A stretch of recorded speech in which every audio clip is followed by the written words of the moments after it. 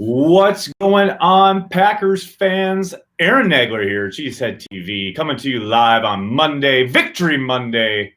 I'm in New York City. Corey Banky's in Green Bay. The Packers are headed to San Francisco after beating the Seattle Seahawks. It's the day after. We just heard from Matt LaFleur. Now it's time to hear from you, Packers fans around the world, because that's why we're here. We're devoted to you guys. And let me tell you something. Finding time on your calendars for grocery shopping can be a struggle. Luckily, Festival Foods can help. With their click-and-go online grocery shopping service, you'll be able to turn your shopping list into an online order and pick it up later at their designated parking spots. Best of all, the $4.95 shopping fee is waived your first 3 click-and-go orders. Make more time for what matters and learn about Festival Foods Click-and-Go at festfoods.com/click. What's up, everybody? Good to see everyone jumping in the chat here. David, what's up? How are you? 120 minutes for the championship, Michael. I feel it, baby. I feel it. I mean, it's a tall task. It's a big, big ask to go into San Francisco and win this football game. But I'm telling you what, it can happen. I'm not going to sit here and tell you they're going to march in Santa Clara and just take it. But they're due. They're due for a complete game. Haven't played one all year. Wouldn't it be great? It just happened on Sunday evening. Played a clean game, maybe get a turnover or two. Aaron Rodgers gets in fuego. It could happen. I'm not sitting here telling you it will, but it could happen. And that's all I ask. I just want a chance to get to the dance. Like Aaron Rodgers said last night, there's 4 teams left. The Packers have a legitimate shot at getting to the Super Bowl. Who would have thunk that with a rookie head coach? Pretty insane. Packers are going to cover that +7. Yeah, I think there's a good chance. But, after the demolishing that San Francisco did last time around, I'm not surprised the wise guys are bumped it pretty wide there. I believe Rob Domofsky had the stat that I think it's the 3rd time in Rodgers' career as a starter that he's been favored or been an underdog by more than 7 points, because I think it's 7.5. Packers by 2. I'd like to see that. Interesting to see the tight end snap counts. Mercedes had by far the most, followed by Sternberger. Sternberger was all over the field last night, and he actually acquitted himself quite well in the run game. That kid has been working on his blocking. It's not something he was known for coming out of college. He seems to have really taken to it, though, in the league. The identity of this team this year is clutch time. I'll take it. Whatever you want to brand them as. They just keep winning. I'm fine with it. You can't deny the fact that this team does seem to have someone rise to the occasion each and every week. Out of 17 games they've played, they've won 14 of them, and they've done it in a variety of different ways. We got to do it one more time, and they're in the Super Bowl. Lambeau with a tribute to Neil Peart last night with a Rush song on kickoff. Matt, I didn't hear that. That's fantastic. That's so great. I'm really happy to hear that. Big shout out to Valdir. Yes, Ross. Matt LaFleur actually just gave him a ringing endorsement at the podium, talking about the fact that he didn't even know he was going to be starting until warmups. That's a playoff game, by the way, that he did that in. That's pretty damn impressive. How was Barstool? Barstool was a lot of fun. I hope you guys checked out the stream. It seems like a lot of you did. I had a ball with Hubs and Liz, the whole crew. They were really nice. Really good time. I had a lot of fun. Do you think Raven Green will be available this week? I hope so, Brett. I was surprised they didn't activate him on Saturday. I do wonder maybe if he's just not quite ready. That's a possibility. But we'll see. I would love to get him in there. I've talked about it a couple times now, though. He sat out a very long time. To come into that situation on the road where communication is going to be at a premium, I don't know. I don't know how I feel about having a guy in there after he's missed that much time. But we'll see. I love being a Packer fan living in Minnesota. Avery, I'll bet you do. It's a good week for it. Ask Z if his T-shirt was referring to Defensive Player of the Year. Nicholas, he actually talked to Stacey Dales about it after the game. I believe it's kind of all wrapped up in the All-Pro/Pro Bowl discussion. Russell Wilson puts Pam on his uniform. I don't know about all that. I think he's just really super talented. Is Devontae Adams going to start claiming Trey Flowers and Ugo Amandi as dependents on his taxes after he sunned both of them on that slant fake. Hector, no doubt about it. Carol punted, LOL. Oh, WJax99, what's up? Does defense matter? That's a great question. I know some gentlemen at PFF who put out a whole video about it this morning. You should go check that out. Bunch of nonsense. Jimmy G will give Jair 1 or 2, all dependent on the pass rush. If they can get to him, I believe, yeah, they can fluster him. But he was throwing in rhythm against the Vikings. He had all day, clean pockets all afternoon against Minnesota. So, yeah, if you're going to get Jimmy G to float one to you, you're going to have to disrupt him, most likely up the middle.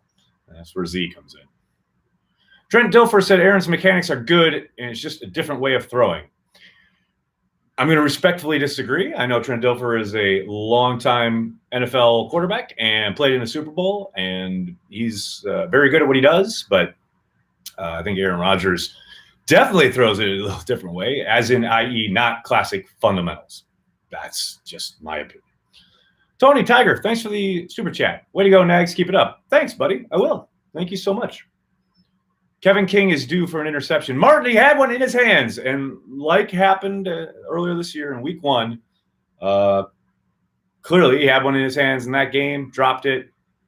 I made the clip of Corey and I having our mini meltdown on the watch party, and he said, I owe you one, and then he got one the following week. So I guess I have to make another clip because he's definitely due. It's been time. I mean, the guy, he's around the football, get his hands on it a lot. Hopefully Jimmy G gives him one that he can take. Should I go to the game? I live 3.5 hours away from Santa Clara.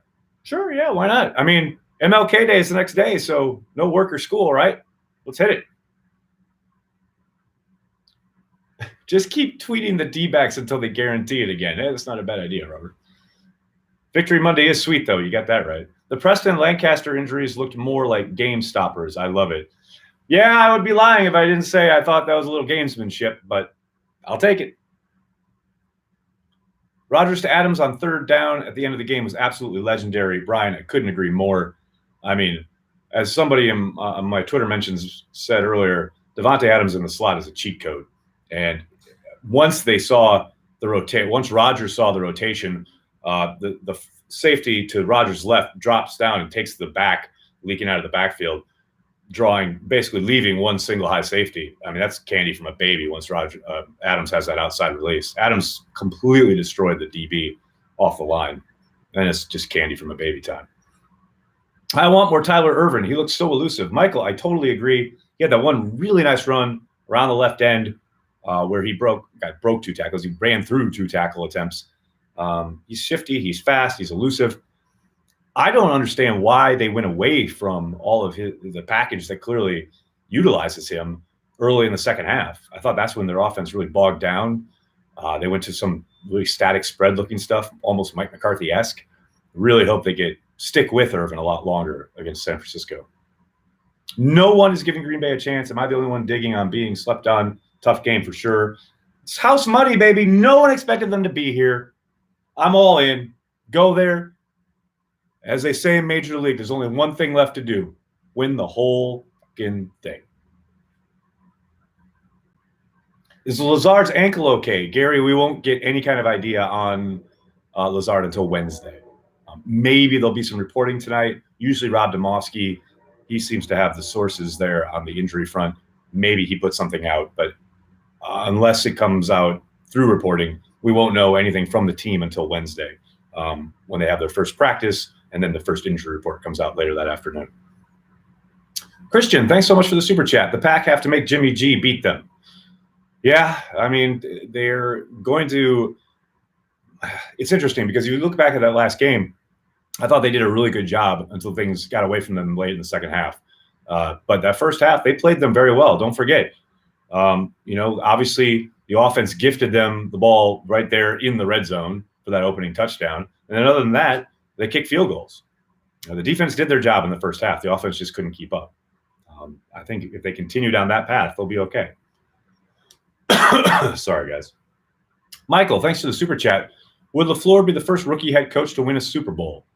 Not technically, I don't think. I think Seifert did it in San Francisco, and I can't remember if Switzer did it in Dallas, but I don't think technically he would be. That Alexander blitz, wow, like a cannon fired at him at Wilson. Michael, I was just screaming for something like that earlier in the drive. I mean, I do love it. I do love that he got there. It's edge pressure. I know the fear, of course, if you're the defensive coordinator, is if Russell does avoid it, then he's probably got 20 yards up the field in the open field. But, yeah, it was a great call, and Alexander looked fantastic. Loved him coming in clean on that shot. Aaron, you sound like you're coming down with something. You know what to do. Got to wash your hands. Wash your butt, people. Defense doesn't matter, though. I know, Pat, right? It just doesn't matter at all. Do you think Rodgers will retire if they get a Super Bowl and win? No. I think he'll try and win a couple more. Who was your player of the game? Ooh, good question. Probably Devontae Adams. I mean, he's the obvious choice, right? If I had to go sub-obvious, I'd probably go Jared Veldheer for stepping in the way he did on that huge stage. Austin, thanks for the super chat. Exciting times as a Packer fan. Do you think if Rodgers replicates his performance from last night or something like that, it's enough to top San Francisco? I mean, it can't hurt. It's part of the recipe. There's no doubt about it. He has to be on. I can't imagine a world where they win a game in San Francisco against that 49ers team where Rodgers doesn't have a good game. They've certainly won games that way this year, but I can't believe that's going to be enough against the 49ers. Now, Rodgers could have an outstanding game and they could still lose. They have to be absolutely, I'm not going to say flawless, but they have to play their first complete game of the year. Clean game, no turnovers, stay ahead of the sticks, be efficient with the football on offense, don't have the 3 and outs and the drive-killing penalties, etc. And then on defense, they have to force a turnover or two. All of that, and maybe, hopefully, possibly get something big in special teams, whether it's a fake, whether it's getting a big return, etc. And it looked like Seattle started to kick away from Irvin last night, and I don't doubt 49ers will probably follow that same kind of formula. But if they can get all of that in the mix, and that's a lot to ask. That is a lot to ask. Even then, it's going to be something if the Packers can pull it off. Seems like all the pressure is on San Francisco. Agree? Kind of. Just like I was talking about, in the sense that the Packers, no one thinks they're going to win. They're essentially playing with house money. Maybe LaFleur does something kind of tricky early in the game, surprise onside, although onsides are much harder to recover these days. Some kind of fake punt, etc. Something to try and get things going, steal a possession, etc. But yeah, we'll see. San Francisco is really good, really well coached. Hard to see them slipping up, but we've certainly seen it already in the playoffs, so who knows? Dustin, thanks for the super chat. Has anyone explained how the Marshawn Lynch block in the back that injured Sullivan wasn't a penalty? Sorry. They give all sorts of leeway on the outside there when a guy's a runner, and he's essentially trying to push the pile. And offensive linemen do that all the time. That's rarely going to get called. It looks bad because we can see it singled up in slow-mo. But, yeah, it's rare that you see that called in any way, shape, or form. In rhythm throws, you love to see it. Nicholas, absolutely. I mean, it helps that Seattle kept giving them free releases off the line, and Devontae just destroyed guys. So it's easy to throw in rhythm when you got a target available. This game has the same vibe as going to Seattle in 2014 for the NFC Championship game. I don't know, Brett. I felt a lot stronger about that one. I felt a lot better about their chances in that game. Longtime followers will remember. I thought they had a much better shot than most people did. I think this is a much bigger mismatch from the Packers side. Like I said, I think they can do it. It's just going to take a lot. Kevin King, baby, you got that right, Brett. How many female stars should Pettine start to slow down Jimmy G? That's terrible. Spot on, Nagler, with a Lynch comment. I mean, you hate to see it because it's one of your guys getting hurt, but, man, that happens in every running situation when there's a group of people. It's a guy trying to push the pile. That's all. That's what I saw anyway. Why does the media keep calling us a finesse team? Ismail, I got to be honest, I have not seen that one time. I used to see that all the time with Mike McCarthy, but I haven't seen it once under LaFleur. Any given Sunday. That's right, Brandon. It's got to be the motto this week. Guys got to go 1-0 every week, baby. It's the week to do it. Love the underdog role. So does Aaron Rodgers. He thrives on it, so I'm there for it. Matt, thanks for the super chat. Great work, Nags. The narrative that Mahomes has usurped A-Rod in talent is imagine the numbers A-Rod would put up with 5 skilled players who run sub 4.40s that Mahomes has been blessed with. Now there, I very much agree. The supporting cast, all you got to do is watch that game. It was funny because I have a really good friend. I actually had a couple friends who are Chiefs fans reach out to me in the first quarter of that game telling me I need to hear a lot of ball game left. And I said, you guys like sneeze and get 21 points. A 21-point deficit in the first quarter is absolutely nothing to the Chiefs for the reason that you just stated. They have speed everywhere on the field. Now, that doesn't automatically mean production. You got to execute. But, yeah, if Aaron Rodgers had those weapons, I think he'd be putting up some better numbers and probably look a lot better. But, look, he's been afforded a lot of open looks. I think LaFleur's done a really good job given what they have on hand. And, Rodgers really rose to the occasion last night. No question about it.